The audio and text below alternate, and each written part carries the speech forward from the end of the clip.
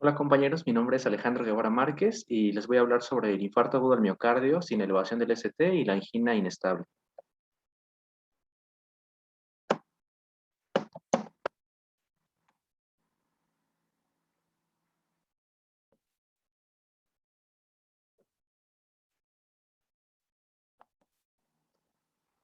Bueno, vamos a empezar con el contenido que vamos a revisar va a ser la introducción, la fisiopatología, el cuadro clínico, el diagnóstico y el tratamiento. Y nos vamos a centrar más en el diagnóstico y tratamiento.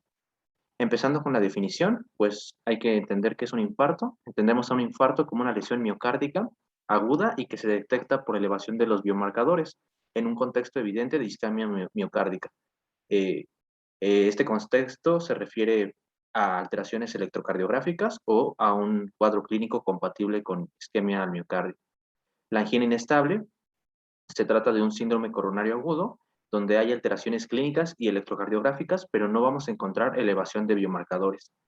En específico, un infarto agudo del miocardio sin elevación del ST, entonces se trata de una lesión miocárdica aguda, donde vamos a encontrar elevación de los biomarcadores y vamos a encontrar cambios electrocardiográficos. En este caso, vamos a encontrar una depresión del segmento ST, podemos encontrar elevación de las ondas T, no vamos a encontrar ondas Q patológicas, aunque sí se pueden encontrar otros cambios transitorios y dinámicos.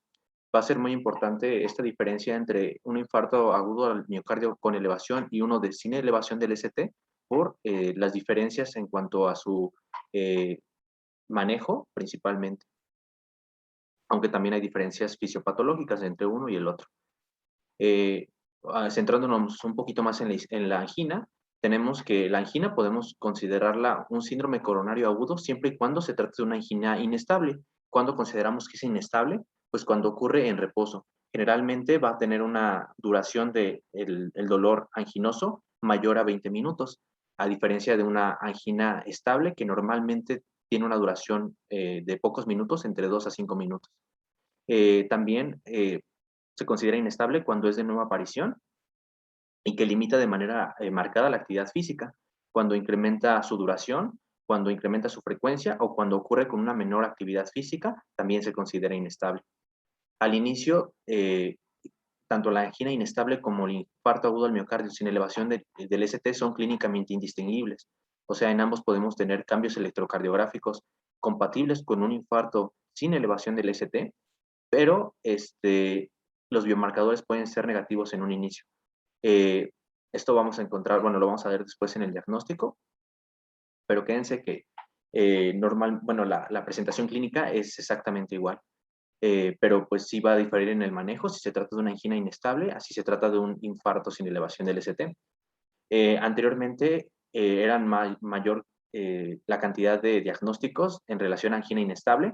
Sin embargo, una vez que se implementaron las pruebas de troponinas de alta sensibilidad, la mayoría de los pacientes son clasificados como infarto agudo al miocardio sin elevación del ST y ya no tanto como con angina inestable. Es importante distinguir cuando hay una elevación del ST y cuando no, como ya les comenté, principalmente por la diferencia en cuanto al manejo. La mortalidad de un síndrome coronario agudo sin elevación del ST, es decir, la angina inestable y el infarto agudo sin elevación del ST, va a ser del 5% de manera intrahospitalaria y a 6 meses va a tener una mortalidad del 13%. Podemos clasificar tanto a la angina inestable como al infarto en diferentes categorías, empezando con la angina inestable. Podemos clasificarla como una angina posinfarto temprana, y esto va a ocurrir en las primeras 48 horas después de haber sufrido el infarto. Esto normalmente nos habla de que hay una persistencia del trombo que originalmente ocasionó el infarto. También tenemos a la angina postrevascularización, que se genera después de una intervención coronaria percutánea o después de una cirugía de revascularización. En este caso, se puede deber, entre otras circunstancias, a, a que no se haya intervenido la arteria que estaba provocando el cuadro. Tenemos a la angina tardía post-revascularización. Esta se presenta después de los 30 días, después de una intervención coronaria percutánea o de la cirugía de revascularización. Eh, También tenemos a la angina periprocedimiento, que esto se hace, que esta angina se presenta durante las intervenciones de reperfusión, ya sea la ICP o la cirugía de revascularización. Y esta normalmente se va a relacionar con alteraciones durante el proceso. Por ejemplo, que se formen émbolos de pequeñas, de pequeños detritos, ya sea de la placa teromatosa o émbolos trombóticos. También puede ser por espasmo coronario durante el procedimiento o algunas otras complicaciones relacionadas con este. También tenemos a la angina con una ausencia de enfermedad coronaria significativa. ¿Esto a qué se refiere? Pues a una angina que se generó no por la presencia de una estenosis coronaria. No se considera que sea significativa cuando la estenosis es del 50% o menor. Ahí no se puede atribuir que el cuadro se deba a la lesión coronaria, y en este caso se considera una angina con ausencia de enfermedad coronaria. Entonces, ¿a qué causa se debería? Pues las principales va a ser un espasmo coronario, o por ejemplo, que se haya formado un trombo, que se haya lisado y ya no haya evidencia de a miocarditis, a una vasculitis, también puede ser la causa de una angina donde no se encuentre una enfermedad coronaria significativa. Al infarto lo podemos clasificar en 5 tipos y el tipo 4 en 4A y 4B. Empezando con el tipo 1, es aterotrombótico y este va a representar más del 90% de los casos. En general, pues es la fisiopatología que ya hemos revisado anteriormente, donde hay una ruptura de la placa ateromatosa. Esto genera la formación de un trombo y este trombo disminuye la perfusión de manera abrupta, entonces hay un desequilibrio entre el oxígeno que llega y lo que se utiliza y esto conlleva al infarto. El tipo 2 se va a deber a un desequilibrio entre el aporte y la demanda y no va a ser consecuencia de un evento aterotrombótico. El tipo 3 se va a considerar cuando hay una muerte abrupta y no hubo la oportunidad de corroborar que los biomarcadores estaban elevados o que hubo cambios electrocardiográficos. En el tipo 4A se relaciona a la intervención coronaria percutánea, el tipo 4B se relaciona con la utilización de stents y el tipo 5 se relaciona con una cirugía de revascularización coronaria. En cuanto a su fisiopatología, pues vamos a tener 5 escenarios que se vinculan con la aparición de un síndrome coronario agudo. Entre ellas, la más importante o la más frecuente va a ser la ruptura de la placa ateromatosa con una formación de un trombo. Tenemos otras causas, por ejemplo, la estrechez progresiva por aterosclerosis crónica, un espasmo coronario, que lo conocemos como angina de Prince-Metal, una vasculitis sistémica con una afectación coronaria, un incremento de la demencia, de la demanda, perdón, como puede ocurrir en los estados hiperdinámicos, llámese tirotoxicosis, anemia, una fiebre, hipoxia o hipotensión. Aquí se me hizo pertinente agregarles el término de MINOCA, que significa infarto del miocardio sin una enfermedad obstructiva, y esto se va a referir a todas estas causas que no se relacionan con un cuadro aterotrombótico. Y esto se va a, en la mayoría de los casos va a ser posible diagnosticar el MINOCA con una imagen por resonancia magnética. Esto va a ser posible hasta en el 85% de los casos. Este término no involucra al síndrome de Takotsubo ni a la miocarditis. ¿Qué diferencia un síndrome coronario agudo sin elevación del ST con uno que sí tiene elevación del ST? Pues básicamente es que la oclusión del vaso va a ser parcial o va a ser completa, pero que si es completa hay presencia de una circulación colateral. Entonces, aquí me centro principalmente en el infarto tipo 1, que es el más frecuente, que se debe a una ruptura de la placa ateromatosa. Esta ruptura o erosión va a generar una exposición de la matriz extracelular y va a exponer este núcleo trombogénico, se va a formar el trombo y va a generar una oclusión parcial o completa, como les comentaba, pero que va a tener una circulación colateral. Va a haber una disminución súbita del flujo coronario y este desequilibrio entre el aporte y la demanda del oxígeno va a generar el síndrome isquémico. En las imágenes podemos observar en la imagen B cómo tenemos una oclusión parcial, que esto nos generaría un síndrome sin elevación del ST, y en la imagen C tenemos una oclusión total, pero podemos observar que existe una zona donde hay circulación colateral. Entonces, sí se genera isquemia, pero el hecho de que haya una circulación colateral hace que no haya los cambios electrocardiográficos compatibles con una elevación del ST. En cuanto al cuadro clínico, pues lo principal va a ser el dolor anginoso y Una mnemotecnia que se puede utilizar es la mnemotecnia de OPQRST para determinar las características de este dolor anginoso. La O es de onset o de aparición y va a ser un cuadro normalmente progresivo. La P nos habla de provocación o paliación. Lo provoca, generalmente está asociado con la actividad física y no se va a modificar ni con la respiración ni con los cambios de postura. Puede o no responder a la nitroglicerina. La Q es de quality, nos habla de una calidad, bueno, unas características del dolor que normalmente es opresivo, aplastante, ardoroso, como si fuera un nodo en el centro del pecho. Y también bueno, estas son las características principales. La R es de radiación. Normalmente se irradia hacia el epigastrio, hacia los hombros, el brazo, antebrazo, muñeca, dedos, cuello, garganta, mandíbula inferior, dientes e interescapular. Se dice que el dolor de un infarto se puede irradiar desde el ombligo hasta la nariz. Entonces, toda esa zona se puede estar manifestándose como malestar o dolor en un paciente que está sufriendo un síndrome coronario agudo. En cuanto al sitio, va a ser difuso. Bueno, el AS es de sitio y nos habla de que va a ser difuso. Normalmente va a involucrar a todo el tórax y que al paciente le va a ser difícil distinguir justo de dónde viene el dolor. Y aquí viene el llamado signo de Levin, perdón, y ahí lo podemos encontrar, bueno, como la imagen que les pongo en la diapositiva, donde tienen el puño cerrado y apuntan al tórax, que ahí es donde está el malestar y que a veces no pueden comunicar este dolor. Y es el signo que utiliza. Entonces nos puede estar indicando mucho de un síndrome coronario agudo. La T es de tiempo y normalmente cuando hay un síndrome coronario agudo sin elevación del ST, hay una persistencia por al menos de 20 minutos.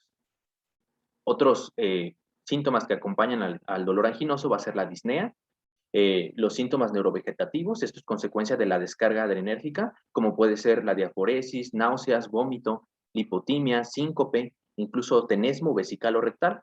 Ya otros síntomas que no está muy bien descrito cuál sería como la razón de que se presenten, pero que pueden ocurrir, puede ser los eructos, el mareo, la sensación de humedad y la fatiga.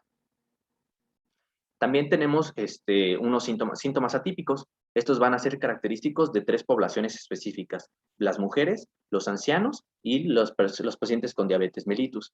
Estos síntomas atípicos van a ser un dolor torácico que no tiene las características anginosas, puede ser un dolor punzante o pleurítico, podemos tener disnea aislada, debilidad, náuseas y o vómito, dolor o malestar epigástrico, palpitaciones, síncope o un paro cardíaco como presentación de un infarto.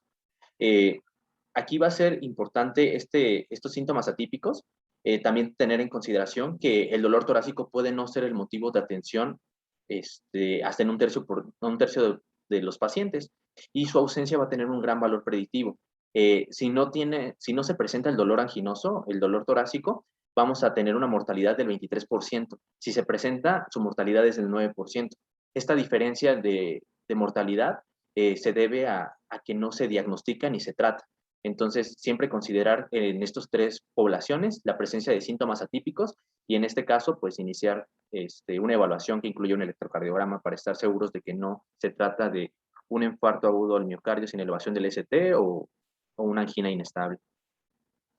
En cuanto a la exploración, lo que tendríamos que hacer en una sala de urgencias, pues sería hacer el ABC y determinar el estado de conciencia. O sea, vía aérea, la respiración y la circulación. Un síndrome coronario agudo pues nos puede generar pues repercusiones hemodinámicas, ya sea por un choque cardiogénico, una insuficiencia cardíaca aguda, y esto puede condicionar pues, alteraciones neurológicas, alteraciones en el estado de conciencia que nos podrían generar obstrucción de las vías aéreas. Entonces, pues siempre considerar el ABC antes de cualquier otra intervención o otra exploración. Tenemos que buscar signos de hipoperfusión, como puede ser la hipotensión, la taquicardia, alteraciones cognitivas, la piel húmeda o pálida o fría, también signos de insuficiencia cardíaca, como pueden ser los estertores bilaterales, la pletura yugular, la hipotensión, taquicardia o un ritmo de galope. En la examinación neurológica, pues se debe realizar principalmente enfocada a determinar si hay contraindicaciones para fibrinólisis.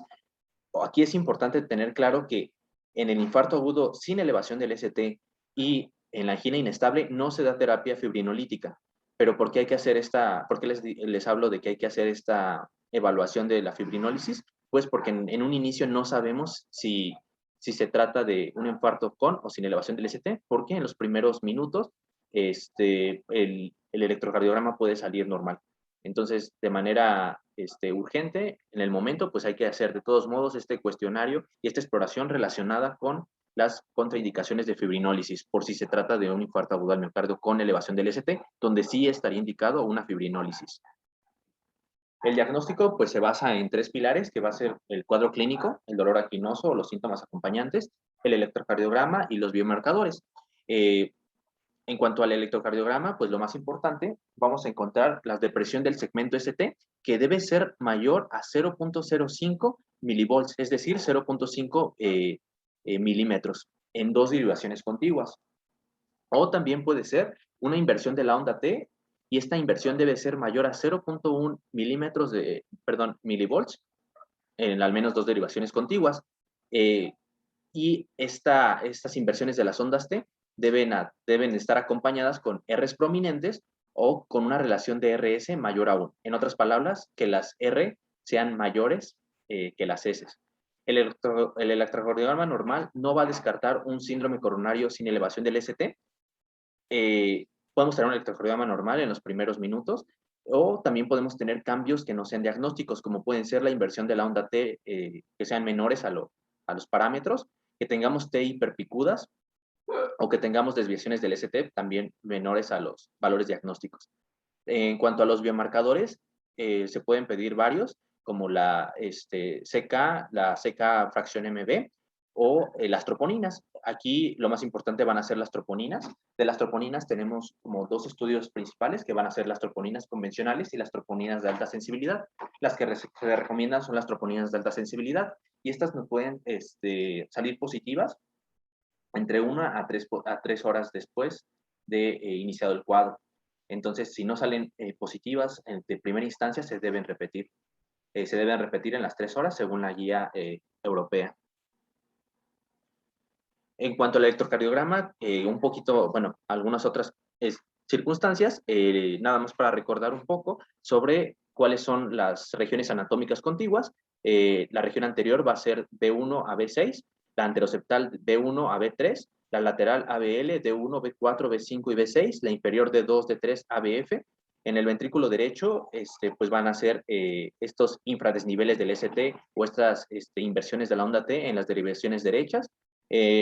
En la cara posterior van a ser las derivaciones posteriores y las derivaciones B1 y B2. ¿Cuándo vamos a tomar las derivaciones derechas y posteriores? Porque como ya saben, dentro de las 12 derivaciones normales no se consideran estas. Hay que tomar las derivaciones derechas, que en este caso sería B4, B5 y B6, como pueden ver en la imagen, está en blanco, donde serían estas ubicaciones, siempre y cuando haya una elevación del ST en la cara inferior, para descartar que no solamente sea una isquemia de la cara anterior, sino que también, perdón, de la cara inferior, sino también de la cara del ventrículo derecho.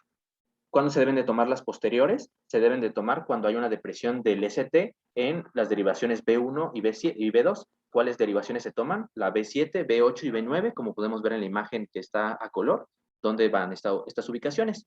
Y nuevamente les recuerdo, la ausencia de cambios electrocardiográficos no descarta el síndrome coronario agudo. Normalmente se piensa, si tenemos un dolor retroesternal y no tenemos alteración en el electrocardiograma, uno pensaría, pues bueno, con esto luego descarto el síndrome, pero no, eso no es lo correcto. Si no hay ausencia de cambios electrocardiográficos de manera inicial, eso no implica que después no vamos a encontrar estos cambios. Aquí les pongo una imagen donde podemos ver esta infradesnivel en las derivaciones D2, D3, ABF, B4, B5 y B6. Entonces tenemos un síndrome coronario agudo sin elevación del ST, que está afectando a la cara inferior y también a la cara anterior. Bueno, aquí tenemos este diagrama que viene en la guía europea sobre la sospecha diagnóstica. Vamos a tener un riesgo de infarto al miocardio desde bajo a muy alto, dependiendo de las características clínicas, electrocardiográficas y de los niveles de las troponinas. Entonces, si tenemos un dolor anginoso que no es muy típico, pues la probabilidad va bajando hasta tener un dolor anginoso que está muy irradiado hacia todas las regiones que ya habíamos comentado anteriormente, pues esa va a ser mayor la sospecha de que sí se trata de ello. Si tenemos cambios electrocardiográficos que van desde lo normal a depresiones del ST, a depresiones bastante pronunciadas, pues ya podemos estar hablando de que hay mucha probabilidad de que se trate de esto. Igual las troponinas, si están más o menos elevadas, pues nos genera una sospecha más alta, y si están elevadas, pues ya podemos estar hablando de un infarto sin elevación del ST. Si no están elevadas, pues estamos hablando de una angina inestable. ¿Con qué hay que hacer el diagnóstico diferencial? Pues van a ser varias causas, principalmente aquellas que generen dolor retroesternal o disnea. Las más comunes, pues, están marcadas con una letra más oscura. Tenemos causas cardíacas, pulmonares, vasculares, gastrointestinales, ortopédicas y otras causas. Dentro de las cardíacas tenemos que descartar miopericarditis, miocardiopatías diferentes a la isquémica, taquiarritmias, insuficiencia cardíaca aguda, una urgencia hipertensiva, estenosis valvular aórtica, síndrome de Takotsubo, espasmo coronario, traumatismo cardíaco. En las pulmonares, la embolia pulmonar masiva, el neumotórax a tensión. En las vasculares, la disección aórtica. En las gastrointestinales, la esofagitis o el reflujo o un espasmo esofágico. En las ortopédicas, trastornos osteomusculares. Entre ellos tenemos, por ejemplo, una costocondritis, una afectación de la columna cervical o daño o inflamación muscular, y otros como puede ser un trastorno de ansiedad. Otras causas no tan comunes que tenemos que descartar puede ser una pleuritis, un EBC, un aneurisma aórtico asintomático, una úlcera péptica, pancreatitis, colecistitis, una anemia o un herpes zóster. En cuanto a la evaluación inicial, tenemos que sospechar el síndrome coronario agudo, como les comentaba, con la clínica, el electrocardiograma, y pues en lo que salen los resultados de las troponinas, pues iniciar toda esta evaluación y el tratamiento. Bueno, las medidas iniciales. Los síntomas principales que nos harían sospechar, pues es el dolor torácico y la disnea. Hay que hacer un interrogatorio en la sala de urgencias preguntando cuestiones relacionadas al riesgo cardiovascular, como puede ser los antecedentes heredofamiliares de un infarto temprano, dislipidemia, tabaquismo, diabetes mellitus, la edad del paciente, mayor edad, pues mayor riesgo, enfermedad cardiovascular, hipertensión o si ha utilizado cocaína. Hay que determinar si los síntomas son producidos por el síndrome coronario agudo o por otras causas, como las que veíamos en el diagnóstico diferencial que les comentaba. Pero pues también hay que tener especial atención en aquellos diagnósticos que son potencialmente letales, como puede ser una disección aórtica, un tromboembolismo pulmonar masivo, una ruptura esofágica, una úlcera péptica perforante, o un neumotórax a tensión. En cuanto al electrocardiograma, pues ya saben, si tenemos un paciente con dolor anginoso, pues está indicado hacer el electro. Pero pues también encontré estas recomendaciones que me parecieron como muy, muy útiles, y bueno, al menos en UpToDate mencionaban que tenían una gran sensibilidad para determinar un síndrome coronario agudo, y a pesar de que todavía no hay como guías que lo recomienden, me pareció como bastante valioso tener en cuenta estas indicaciones que estaría bien utilizar para saber a quién sí y a quién no hacer un electrocardiograma. Pues hay que hacer un electrocardiograma según estos criterios a cualquier paciente mayor de 30 años con dolor torácico, a cualquier paciente mayor de 50 años que tenga alguno de los siguientes, como disnea, estado mental alterado, dolor en las extremidades superiores, síncope o debilidad, o a cualquier paciente mayor de 80 años con dolor abdominal, náuseas o vómito. Esto puede parecer como extraño, bueno, al menos así me lo parece en el último punto, porque diríamos, dolor abdominal, náuseas y vómito, pues realmente no nos haría pensar tanto en un infarto. Sin embargo, por el riesgo asociado a la edad y por recordar que los pacientes adultos mayores van a tener presentaciones atípicas, pues sería una forma de estar seguros de que no se debe a una causa coronaria la circunstancia clínica de ese paciente.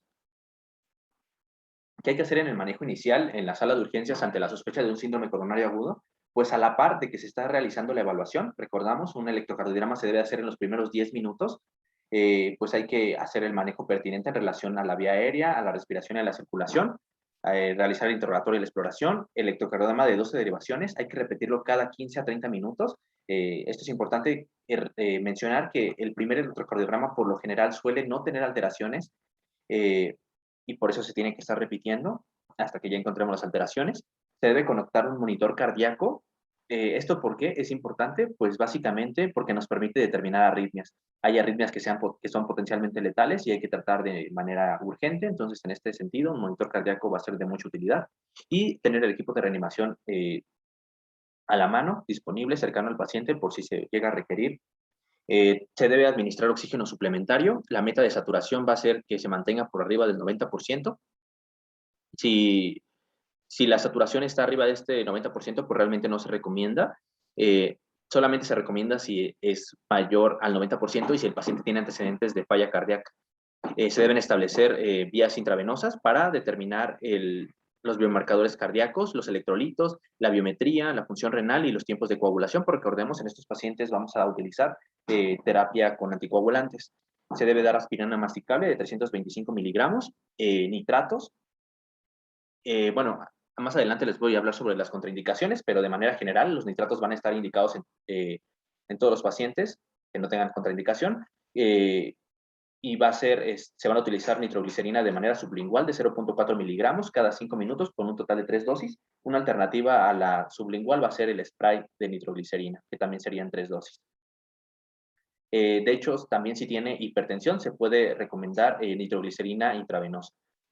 El sulfato de morfina intravenoso no debe ser utilizado de manera rutinaria. Esto solamente se debe utilizar si el tratamiento con nitratos no resulta eficaz, y en dado caso de que se utilice va a ser de 2 a 4 miligramos y se va a incrementar de 2 a 8 miligramos. Y esto se va a repetir a intervalos de 5 a 15 minutos.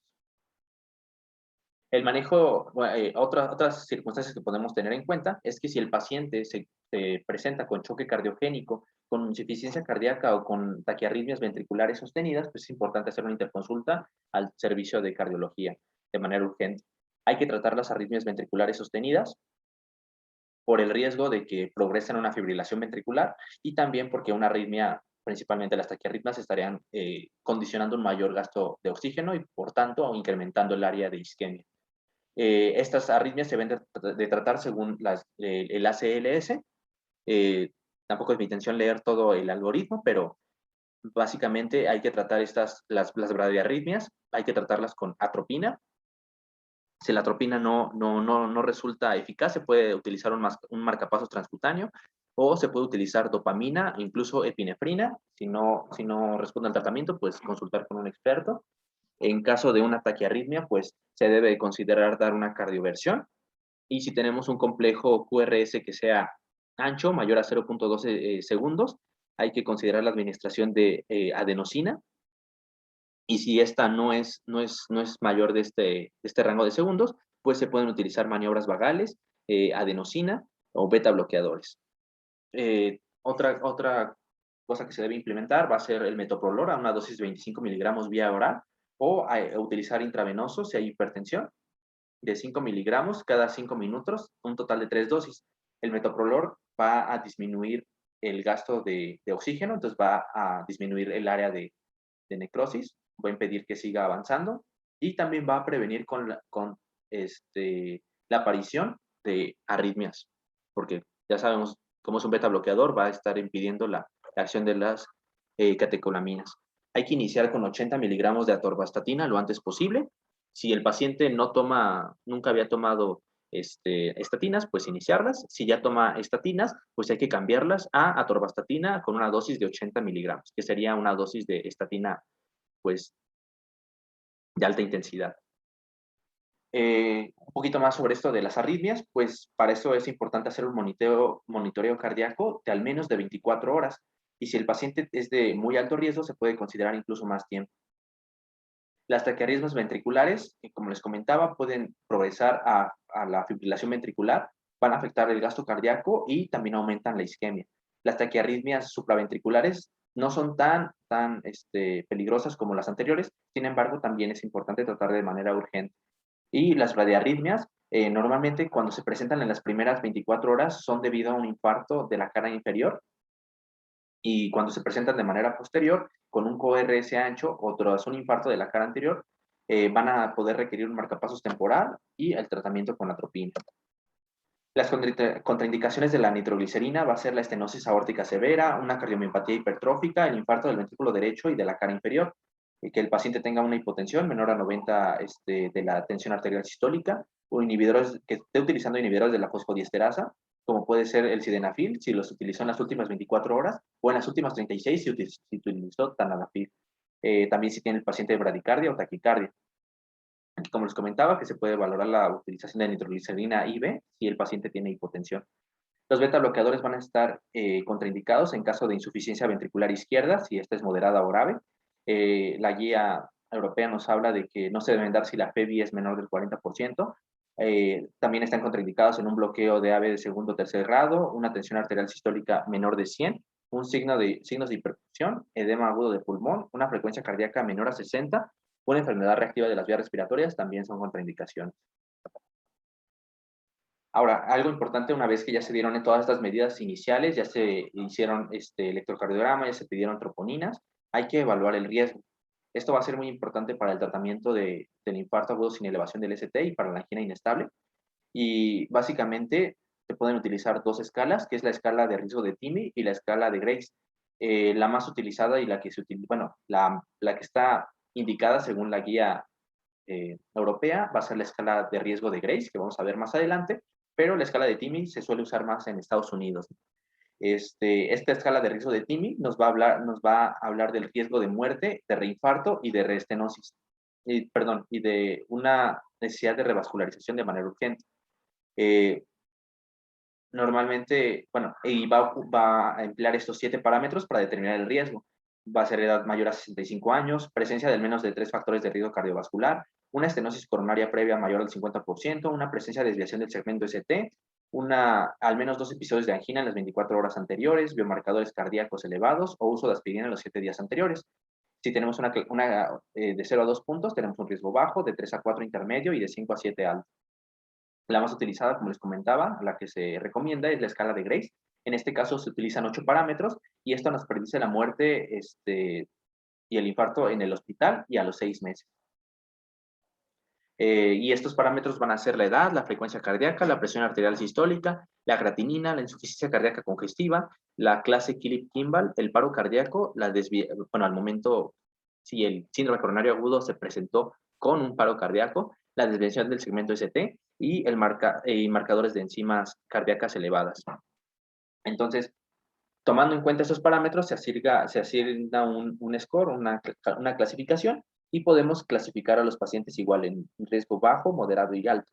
Si tenemos una clasificación de 1 a 108, va a ser bajo, intermedio de 109 a 140 y alto de 141 a 372. Ahorita lo vamos a dejar un poquito aquí, pero cuando hablemos del tratamiento va a ser importante tener en cuenta estos valores de la escala de Grace. Pues bueno, pasando al tratamiento del síndrome coronario sin elevación del ST, o sea, hablando tanto de angina como de infarto, pues vamos a tener algunos principios básicos, como por ejemplo, que debido a la fisiopatología que ya había comentado, pues hay una perfusión residual, ¿no? Entonces, la zona de isquemia no va a ser tan urgente como en un infarto con elevación de ST, no va a ser tan urgente tratarla. Entonces, vamos a tener dos abordajes, que va a ser un abordaje conservador y un abordaje invasivo. Este abordaje invasivo va a requerir de la realización de una angiografía y después de una intervención coronaria percutánea o una cirugía de revascularización coronaria. El manejo conservador también lo podemos encontrar con el nombre de manejo enfocado a la isquemia, que básicamente en este caso no se da ninguna intervención y lo que se utiliza van a ser la terapia antitrombótica. Esta terapia antitrombótica va a estar constituida por antiagregante y anticoagulante. Tanto en una estrategia invasiva como en un manejo conservador se utiliza esta terapia antitrombótica. Y aquí lo más importante que difiere en el tratamiento cuando hay elevación del ST y cuando no lo hay, es que no se debe administrar terapia trombolítica, ni en una angina inestable, ni un infarto sin elevación. También importante, en el caso de una angina inestable, no se utilizan medidas invasivas. No se ha demostrado que hacer una intervención coronaria percutánea en las primeras 72 horas tenga algún beneficio. El beneficio realmente es escaso. En estos casos no sería tan importante, bueno, no estaría indicado realizarlo, a menos de que se presente con algunas circunstancias de inestabilidad que vamos a ver un poquito más, más al rato. Importante esto del riesgo. Los pacientes de alto riesgo que tengan inestabilidad van a tener que ser atendidos en una unidad de cuidados intensivos o una unidad coronaria. A ellos se les debe de dar una revascularización de manera urgente, ya sea el ICP o la KBG, en las primeras 2 horas. Si tenemos un paciente que es de alto riesgo, o sea, que tiene una calificación de Grace mayor a 140, pero que sus síntomas están remitiendo, que tiene una estabilidad hemodinámica, se puede dar una intervención electiva temprana, y esto va a ser dentro de las primeras 24 horas. En los pacientes de riesgo bajo y de riesgo moderado, pues por lo general va a haber un manejo conservador y la intervención percutánea o KBG va a ser de manera electiva. Aquí tenemos un algoritmo que viene en la revista española de cardiología, que está basado en la última guía de 2020 del infarto agudo al miocardio sin elevación del ST de la guía europea. Y aquí me gustó bastante porque nos ayuda a definir quiénes pacientes sí tienen que usar una estrategia invasiva y en quiénes no. Entonces, ya se hizo la valoración inicial, ya se hizo el diagnóstico. Ahora hay que determinar a quiénes hacerle la intervención. Si vamos a utilizar, qué antiagregante vamos a utilizar también lo vamos a ver después, pero aquí es importante que si vamos a hacer una intervención, el antiagregante se dé justo antes de hacer la coronografía y se prefiere el prasugrel. Si vamos a utilizar la estrategia invasiva, lo vamos a hacer en aquellos pacientes que tengan que sean de alto riesgo. ¿Y quiénes van a hacer estos? Pues los pacientes que se confirme que tienen un infarto con elevación del ST, que tengan cambios dinámicos en el ST, o sea, que están oscilando, que tengan, que hayan sufrido una parada cardíaca y se le haya dado RCP, o aquellos que tengan una escala de Grace mayor a 140, como les comentaba. También, y la estrategia invasiva inmediata de urgencia que se debe dar en las primeras 2 horas, se va a dar a los pacientes que tengan estos factores de riesgo y que tengan estos datos de muy alto riesgo, que puede ser la inestabilidad hemodinámica, el choque cardiogénico, el dolor torácico que no remite, las arritmias malignas, las complicaciones mecánicas del infarto, depresión del ST que esté mayor a 1 milímetro en al menos 6 derivaciones, o una elevación del ST en ABR. Ya en cuestión de la intervención de revascularización, pues lo vamos a ver un poco más adelante. Esta tablita viene en una revisión del New England. En este caso nos habla, se las quise poner solamente porque, a diferencia de lo que viene en la guía, pues simplemente nos habla de una intervención retardada. En este caso es de las 25 a las 72 horas, y aquí se recomienda a los pacientes que tengan un riesgo según la escala de Grace intermedio, que sería esto de 109 a 140, o una TIMI, que también sería de riesgo intermedio, mayor o igual a 2. Entonces, en estos pacientes, en estas horas, se debe de hacer la terapia de revascularización, ya sea con KBG o con la ICP. La intervención inmediata, pues es lo mismo que les había mencionado anteriormente, que también pues, sería lo urgente en las primeras 2 horas en los pacientes inestables. La temprana en las primeras 24 horas en los pacientes de alto riesgo, según Grace, que es mayor a 140. Y en los pacientes que tengan un bajo riesgo, según la escala de Grace o de TIMI, pues podemos utilizar pues, un manejo conservador. Aquí este algoritmo nos ayuda a determinar qué hacer en caso de que sí se cuente con una unidad que tenga la posibilidad de llevar a cabo una ICP. Si estamos en una unidad que no lo tenga y nuestro riesgo es bajo, pues no hay tanto problema, porque ahí en ese caso solo se debe dar tratamiento antitrombótico. Entonces no deberíamos referir a otro lado, simplemente se trata con terapia antitrombótica y pues se va a hacer una invasión selectiva cuando se amerite en el tiempo que se requiera. Si tenemos un paciente con riesgo alto, pues hay que trasladarlo porque se debe de dar un tratamiento en las primeras 24 horas. Si tenemos a un paciente de muy alto riesgo, pues vamos a tener que hacer un traslado inmediato, porque se debe de hacer el tratamiento en las primeras 2 horas. Y aquí, nuevamente, les vuelvo a mostrar cómo determinar si es de riesgo alto o muy alto. Un paciente de riesgo muy alto va a tener inestabilidad hemodinámica, el choque, el dolor torácico que no remite, las arritmias potencialmente mortales, las depresiones del ST de mayor a 1 milímetro en al menos 6 derivaciones. Y los pacientes de riesgo alto, pues básicamente es si ya se confirmó que tiene un infarto sin elevación del ST, si tiene una puntuación de Grace mayor a 140 o si tuvo una parada cardíaca y que se trató con RCP. También si hay cambios continuos del ST. Bueno, vamos a hablar de la terapia antitrombótica. La terapia antitrombótica va a constar de 2 intervenciones que se deben de dar a todos los pacientes, no importa si tiene angina o si tiene infarto sin elevación del ST, se debe dar en todos, no importa su riesgo, solo que va a haber algunas particularidades dependiendo de esto. Entonces, en cuanto a esta terapia, pues en la parte de la antiagregación plaquetaria, pues se debe de dar ticagrelor de 180 miligramos a los pacientes que no van a tener una intervención. Si el riesgo de estos pacientes es muy alto, o sea, no tienen suficiente, no es tan grave como para una intervención, pero es más grave y se tiene la sospecha de que es necesario algo más, pues se puede utilizar un anti dosa 3B, perdón, bueno, un fármaco como la eptifibatina o el tirofiban. Para los pacientes que van a recibir una invasión, pues hay que utilizar ticagrelor de 180 miligramos o prasugrel de 60 miligramos. La guía europea recomienda el prasugrel antes de de hacer la coronografía.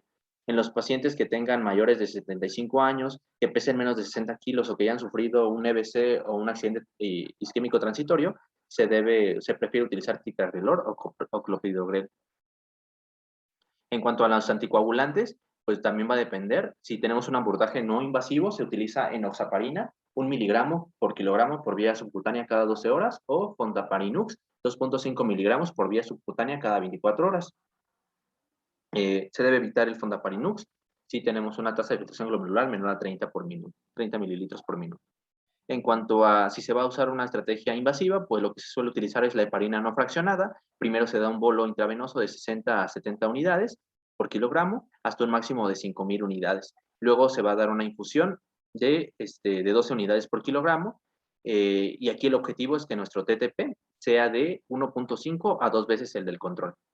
Y una alternativa a la heparina no fraccionada es la vilaridudina. Otras consideraciones a tener en cuenta: si hay alteraciones electrolíticas, pues hay que corregirlas, especialmente la hipocalemia y la hipomagnesemia, que suelen aparecer juntas, pues se deben corregir. El síndrome coronario agudo, que es inducido por cocaína, pues va a tener, se van a utilizar las mismas medidas iniciales de las que habíamos hablado anteriormente, pero aquí está contraindicado utilizar beta bloqueadores y se debe utilizar una benzodiazepina. Una de las recomendaciones podría ser lorazepam de 2 a 4 miligramos intravenoso cada 15 minutos. Finalmente, sobre la angiografía y la revascularización, pues ya sabemos a qué pacientes se les va a hacer una intervención. Nada más aquí es como para que lo recuerden, recordar en qué pacientes es de manera inmediata. Si es de muy alto riesgo, es decir, que está inestable, pues se hace de manera urgente en las primeras 2 horas. Si es un paciente que tiene alto riesgo, no tiene inestabilidad, se puede hacer en las primeras 24 horas.